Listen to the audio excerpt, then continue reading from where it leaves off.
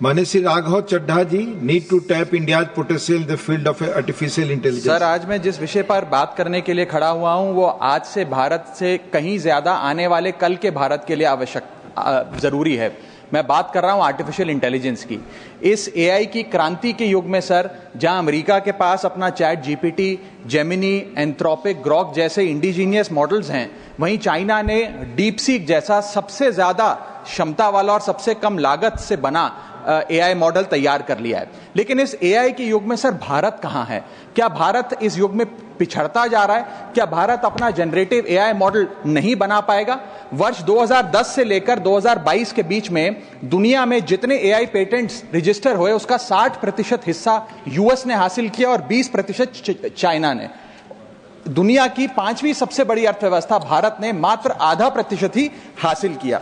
Sir, यह बात तो सत्य है कि यूएस और चाइना के पास एआई में एक हेड स्टार्ट है 4-5 साल का, लेकिन वो इसलिए है क्योंकि उन्होंने अपने रिसर्च में, एकेडमिया में और एआई डेवलपमेंट में निवेश किया।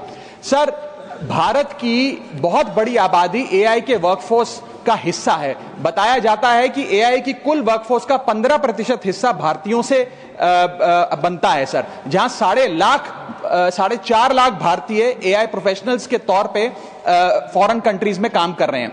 Sir, India ranks 3rd in highest penetration of AI skills. इसका मतलब यह है सर कि भारत के पास प्रतिभा भी है, मेहनती लोग भी हैं, ब्रेन पावर भी है, डिजिटल इकोनॉमी भी है और 90 करोड़ से ज्यादा इंटरनेट यूजर्स भी हैं। लेकिन फिर भी कहीं ना कहीं आज भारत एआई का कंज्यूमर बन गया है, एआई का प्रोड्यूसर नहीं बन पा रहा।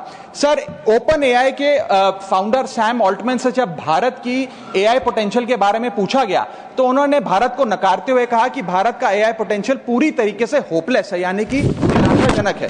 आज समय आ गया है सर कि हम उन्हें जवाब दें और भारत इस एआई के युग में एआई प्रोड्यूसर बने, ना कि एआई कंज्यूमर। इसके लिए सर कई कदम उठाने होंगे। सबसे पहले हमें इंडिजीनियस एआई चिप्स बनाने होंगे, इंडिजीनियस चिप मैन्युफैक्चरिंग भारत में इजाद करनी होगी। इसी के साथ साथ सर हमें एक डेडिकेटेड एआई इंफ्रा फंड तैयार करना होगा, एआई रिसर्च ग्रांट्स देने होंगे, एआई टैक्स ब्रेक्स देने होंगे और टैलेंट माइग्रेशन रोकना होगा ताकि भारत का टॉप टियर एआई टैलेंट और देशों में जाकर काम ना करे बल्कि भारत में काम करे। इसी के साथ साथ एआई के इंडिजीनियस स्टार्टअप्स जो हैं सर, उन्हें एक्सेस देना होगा large volume of existing data को, जो मेटा, माइक्रोसॉफ्ट और गूगल के पास है लेकिन भारत के पास नहीं है। और अंत में सर फाइनेंशियल इन्वेस्टमेंट हमें बढ़ानी होगी, जहां यूएस अपने जीडीपी का 3.5% एआई रिसर्च में खर्च करता है, चाइना 2.5%, वहां भारत मात्र 0.7% खर्च कर रहा है। सर, आने वाले काल में इस दुनिया पर वही राज करेगा, वही विश्व गुरु होगा जिसके पास एआई की ताकत होगी। इसलिए भारत को सर